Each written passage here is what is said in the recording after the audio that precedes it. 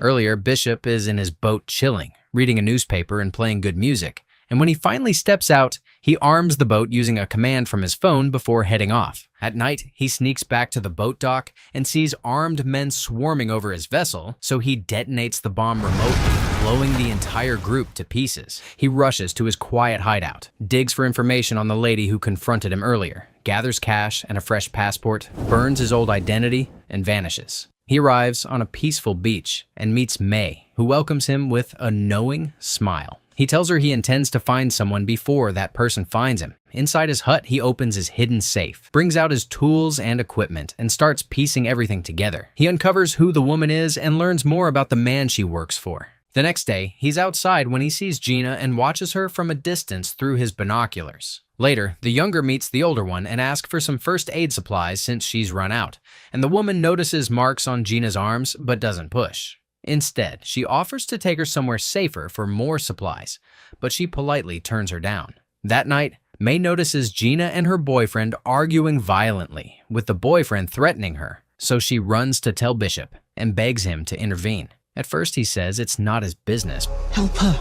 Women like that get killed in these situations. Oh, I will do it. He changes his mind and goes to them. The abusive man sees him but keeps hitting her even as she pleads. Bishop tells him to stop and let her go, but the man pushes her aside and grabs a weapon. Gi'i's savior disarms him and uses the same weapon to knock him away. Last chance. You don't want to do that.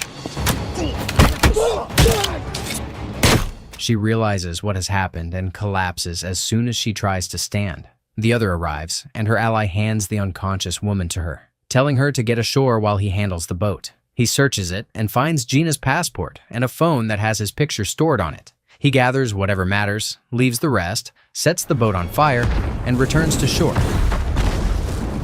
When he storms back into his hut and sees her inside, he connects the dots. If her phone has his image on it, then she and the woman from the restaurant might both be linked to the same man, Crain. He points a gun at her and orders her to talk, demanding everything she knows about Crain. She tries to disarm him, but fails, so she finally agrees to talk. She explains that the man has something on her and forced her to come to the island to get close to Bishop, but the guy in the boat got drunk, went off script, Then Frank got drunk and attacked me. and caused the messy situation leading to his own death. All she was meant to do was get close enough to the fighter, dial a single number, and leave the rest to Crain's team. The fighter understands the entire setup and decides to turn the plan against the man who sent her. She panics, but he tells her he's not worried. No, I am not gonna help you kill anyone. Frank took his part too far. As he spent his life beating men like Crain at their own game. After the older lady tends to her wounds and explains how her father taught the tough guy how to heal, the saved lady is surprised considering the man's reputation. Meanwhile, the man digs deeper into her background and discovers she was once part of a special military force before shifting to humanitarian work after a mission that changed her course. The two meet by the seashore, and he tells her to reveal everything so he won't be taken unawares. She explains she runs a shelter for trafficked people, but one day, the bad man kidnapped one of her staff, and after a while, 2 days later, she was thrown off a truck at my front door. lifeless, and even though they rushed her and offered help, she died within the hour. She says they followed it up with threats that everyone in her care would end up the same way, and that's why she had no choice but to do whatever they demanded. The next day, he spots a boat out on the water, and when he looks through his binoculars, he sees men carefully scanning the area. He walks up to her and grabs her hand like his partner, then leads her to the lively side of the beach while quietly explaining his thoughts. May ushers them in and performs the couple's tradition, tying them together and guiding them through the steps that follow. As the accidental couple laugh and play along, the men on the boat snap pictures of them, assuming everything is genuine. Later that evening, she meets him by the fire and thanks him again for everything he has done. But her fears about the kids and the shelter still weigh heavily on her. He understands vulnerability more than he admits. And he tells her he knows what it means to be owned by someone ruthless because he was taken in and trained as a child soldier alongside Crain. He explains he eventually escaped, but the other guy didn't. And because the escape was blamed on Crain, the man never recovered from it, which is why he's hunting for blood now. The two then fall into a moment, kiss, and make love. Deep in the night, he wakes her gently and tells her he has planned a way out for her and the kids. He says he won't bend to the stupid demands, and once she's safe, he'll deal with the man himself. Morning arrives, and as they stand by the shore, a team of men in uniform approach aggressively. Two men grab the frightened woman and haul her into a boat.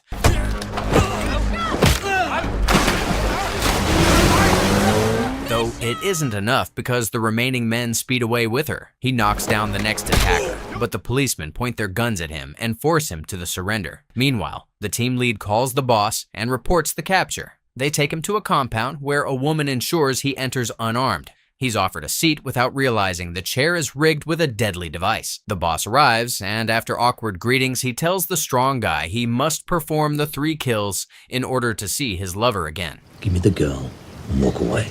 His first target is a man imprisoned in a remote Malaysian facility, surrounded by shark-infested waters.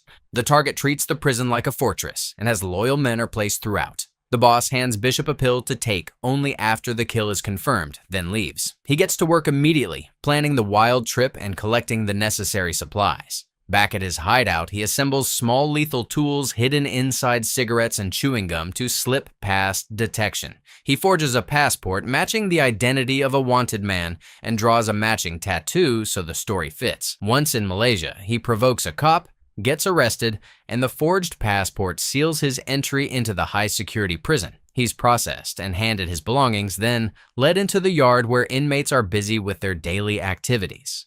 Krill walks in with several bodyguards, and Bishop quietly asks another prisoner who the stern-looking figure is. The man gives him a quick rundown of Krill's bloody past as an executioner for militias. People say he ate the hearts of his victims. The inmate explains that many inside want the tough guy dead because of his old atrocities, then points out his former henchman who now intends to kill his old boss. Bishop manages to get hold of a knife and keeps a close watch on the unfolding tension. When the ex-assassin tries to sneak behind his former boss with the blade strapped to his hand, the fake inmate intercepts, swings his own knife, and kills the attacker. The boss is grateful and immediately warms up to him, inviting him for dinner, but he only agrees on the condition that they eat alone without guards hovering around. At dinner, the executioner talks about the assassin's brother he once killed, and also talks about loyalty being a rare thing, and about his ambition to lead the whole of Africa once he gets out. He even offers Bishop a job. There could be a job for a man. But before anything can happen, the man on a mission grabs him, pins his neck to the corner until he passes out. He then mixes a concoction, forces it down his throat, and positions him like he's deep in prayer. When the guards hear strange noises, they barge in, but Bishop tells them to give the religious man space to meditate, and they are calm. Suddenly, the alarms blare across the facility and everyone is ordered to gather. Bishop plants his small weapon on the wall, swallows the tracker, and detonates the charge, creating a hole big enough to escape through. He rubs a protective cream on his skin, slips out, dodges security fire, dives into the water, and swims toward the ship waiting for him.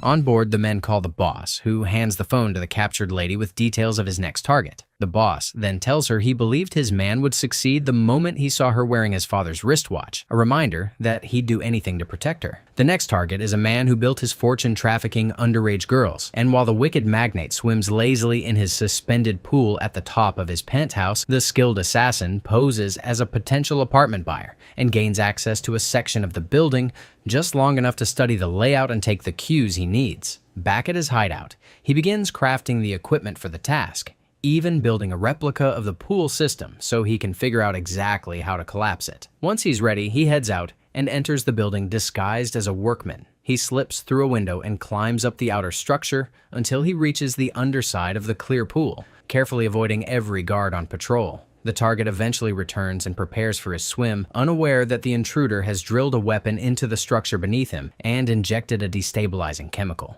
When the man dives deeper, he ends up face to face with the killer beneath the glass. Bishop hastens the leak and jumps back inside the room, watching calmly as the pool gives way, and the notorious trafficker plummets to his death. News spreads everywhere that the wealthy predator is dead, so the boss orders his guard to hand the phone to the hostage. While on the call, the trapped woman subtly shows his lover the number on the boat, But the guard catches on and cuts the call. Still, the sharp-eyed fighter memorizes enough and quickly contacts the authorities, pretending his boat has been tampered with. Minutes later, a helicopter takes him to the location and drops him straight into the sea. He goes under the vessel unnoticed and eliminates the first 2 guards with clean shots once he shows up. Once on deck, he takes out another man silently and pushes him aside. One guard finally catches sight of him, but Bishop uses the proximity to his advantage and unloads several rounds into the man before putting bullets into 2 more who barely have time to react.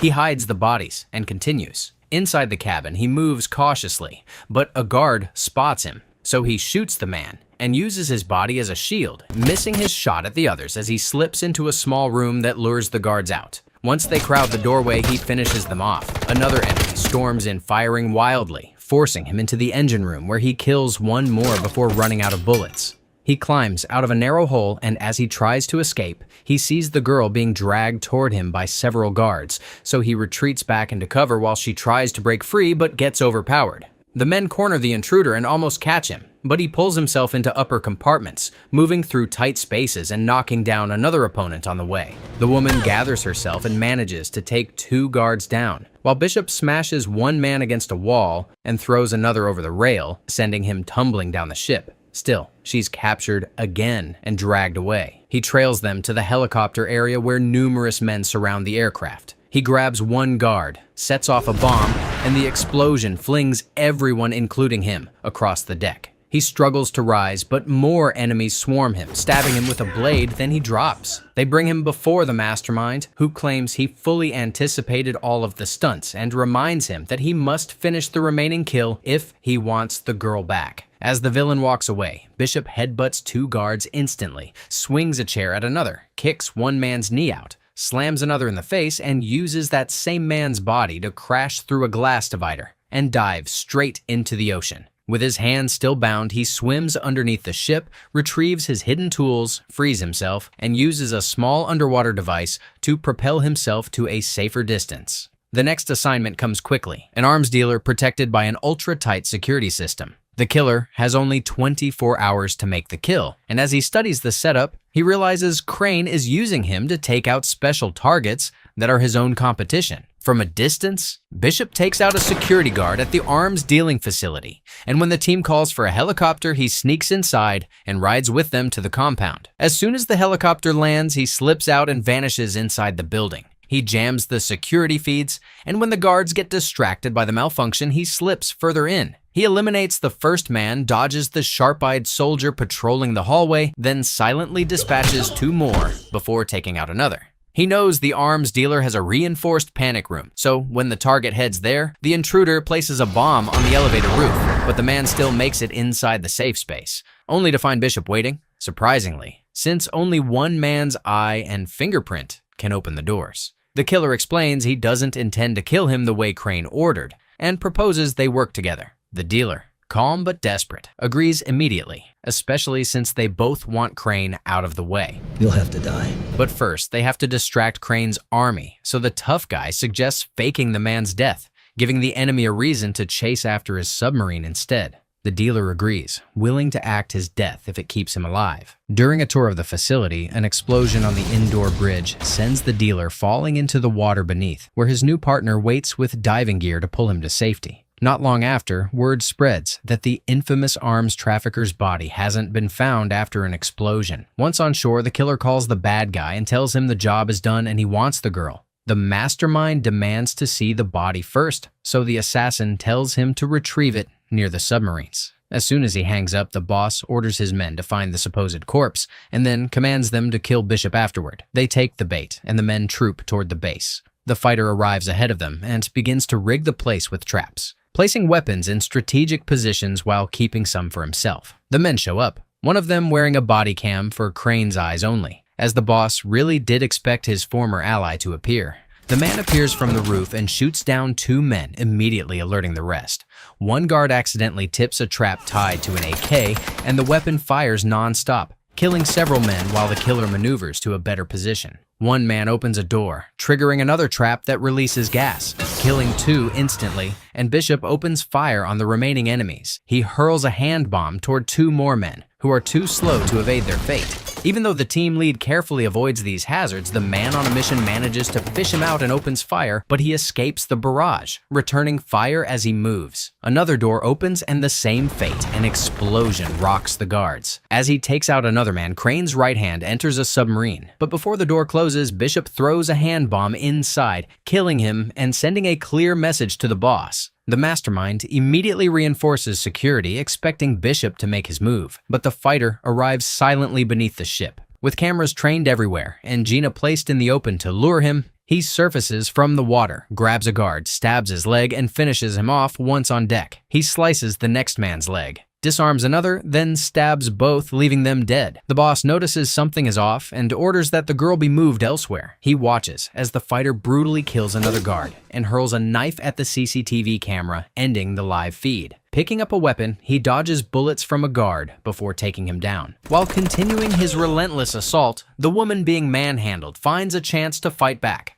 punching between a guard's thighs and attempting to disarm him, but he fires, striking her in the stomach. She lands a punch on him, slams his hand onto the rail, causing the gun to fall, then strikes again to try to get the weapon. The guard catches her, lands heavy blows to her stomach, and hurls her into a small pool. The boss drags her out and takes her inside while the savior's eyes never leave them. The man who nearly killed the lady sneaks up behind the fighter, but at that moment, more guards appear, spraying bullets, which the fighter returns with deadly accuracy. After taking them down, the stubborn guard grabs him and struggles, but Bishop uses him as a human shield and shoots at the others. Killing one before running out of bullets, he smashes the man he's holding against a table, using him to strike more guards, then hits another with the back of his gun. He kicks one guard away and shoves a rifle through another's throat, killing him. He slams another in the face while holding a hand bomb, then beats one more before tossing the bomb into the pool, sending a guard to swim straight into a death trap. He arms himself again, takes out two more men simultaneously, then moves toward the control room where the lady fights for her life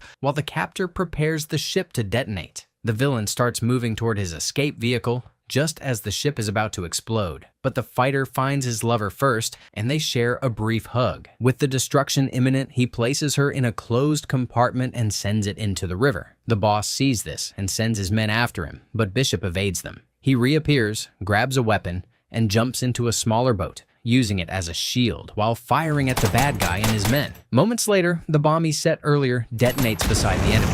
The two exchange fire. The boat falls on top of Bishop, and the rival tries to impale him with a spear, but he dodges, kicks the man, and uses the weapon to lock him in a chokehold. He beats the man, shoves him aside with the weapon. When the adversary stands, the tough guy lands brutal blows to his face, sending him crashing. The bad guy reminds him of his desertion years ago, explaining why he seeks revenge. The boss catches him with a chain and pulls him down, then swings an anchor, but Bishop dodges. The next swing grazes him, but the subsequent one sticks, and he uses the chain on the man who catches it, is brought down, and has his neck tied with the tool, hooked to the ship. Unable to free himself, he tells Bishop he won't make it out, but the fighter has other plans. In a moment, the ship explodes. The wealthy man arrives later to the news that his new partner did not survive. Meanwhile, Gina is in Cambodia, continuing her humanitarian work when her man shows up unannounced, revealing he is alive. The rich man conducts research on ships and deduces that the fighter must have hidden in a safe compartment during the destruction. Checking CCTV footage obtained from the scene, he watches the intruder emerge from the wreckage, sneaking away, and finds himself thoroughly impressed. Thank you so much for supporting my videos. Click on one of the ones on your screen to watch more great recaps like this. See you!